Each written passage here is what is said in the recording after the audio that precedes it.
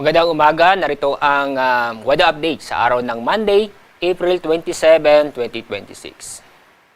Inyong papansin, may mga maraming kaulapan o nagkumpulan ng mga kaulapan, karamihan dito sa east ng ating bansa. Yan ay dulot ng easterlies. Ang easterlies ay naapektuhan ang malaking bahagi ng ating bansa. Kaya sa mga susunod ng araw, ay easterlies pa rin ang makakapekto sa malaking bahagi ng ating bansa. Wala po tayong namomonitor na LPA o bagyo sa loob at sa labas ng ating Philippine Area of Responsibility. At sa ating lagay na panahon, asahan ang maganda at maliwalas ang panahon sa Luzon. Inaasahan pa rin natin ang mainit at malinsangan na panahon, lalo-lalo na sa tanghali at sa hapon. Mataas pa rin ang temperaturang inaasahan sa Metro Manila na aabot ng 35 degrees Celsius. Bahagyan naman mas mataas na temperatura sa Tuguegarao na aabot ng 36 degrees Celsius. Sa Baguio, 25 degrees Celsius.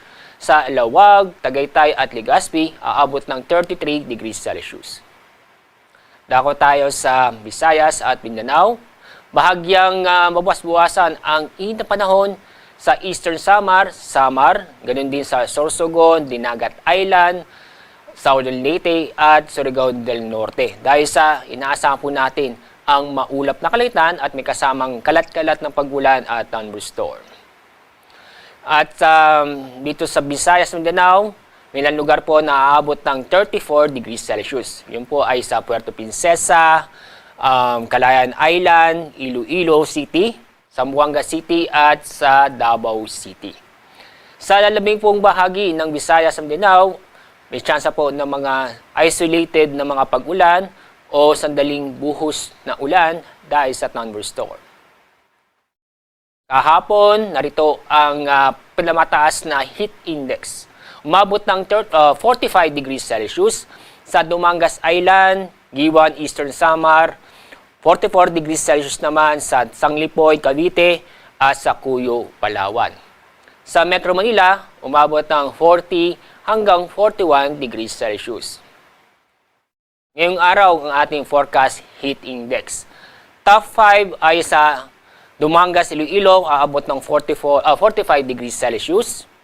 44 degrees Celsius naman sa Sanglipoy, Cavite. 43 degrees Celsius sa Iloilo City, sa Negros Occidental at sa Giwan, Eastern Samar. Sa Metro Manila, aabot ng 40 hanggang 41 degrees Celsius. Wala tayong gale warning, ibig sabihin wala pa tayong inaasang matataas ng alon. Ang lagay nating karagatan ay banayad hanggang sa katamtaman nito. Kaya safe o ligtas naman pumalaot ng ating mga kababayan, pero huwag kalimutang mag-ingat dahil sa mga thunderstorm, lalo-lalo na sa hapon o sa gabi. Ang araw sa Sigat sa ganap na 5:36 ng umaga, ang araw lilubog sa ganap na 6:12 ng hapon. Yan ang ating update mula sa Pag-asa. Ako po si Alzar D. Aurelio.